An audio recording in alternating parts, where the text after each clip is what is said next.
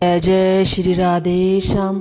आज हम माघ मास के 15वें अध्याय की कथा करेंगे। राजा कार्तवीर्य बोले, हे भगवान, आपने जो कहा है कि एक माघ स्नान से वह कुंडल पाप रहित हुआ और दूसरे माघ स्नान से स्वर्ग पहुंचा, स्वर्ग कैसे गया, कृपया मुझसे कहिए। दत्तात्रेय जी बोले, हे राजन, जल को नारापण कहा जाता है क्योंकि वह स्वभाव से निर्मल, पवित्र, सफेद, मल नाशक, द्रावक और दाह नाशक होता है।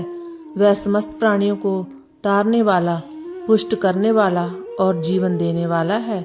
जिस प्रकार ग्रहों में सूर्य, नक्षत्रों में चंद्रमा श्रेष्ठ है, उसी प्रकार मासों में माघ मास श्रेष्ठ माना जाता है। माघ मास में सूर्य मकर में प्रवेश करता है।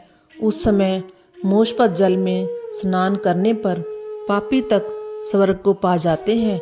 ऐसा योग दुर्लभ होता है।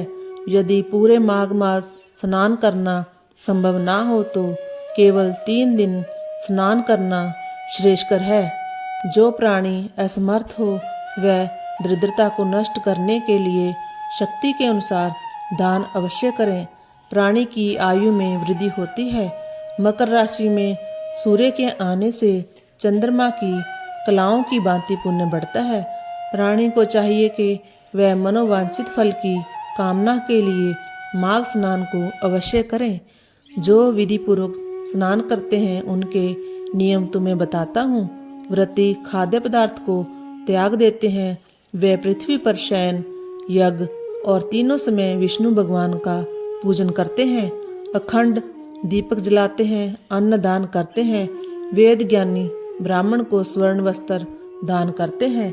माघ मास के अंत होने पर एकादशी उद्यापन करते हैं। उनको चाहिए कि वे भगवान विष्णु की पूजा विधि विधान से करें। हे गोविंद, हे अविनाशी देव माधव, मुझको माघ स्नान का फल प्रदान करें, ऐसा कहकर स्नान करें। वासुदेव, कृष्ण, हरे मुरारे, माधव आदि नामों का उच्चारण करें। स्नान के लिए तीर्थ जल प्राप्त ना हो तो घड़े में रखे जल से स्नान करें। अन्य वस्तुओं के साथ अन्न दान करें। ऐसा करने से प्राणी नरक में नहीं जाता है।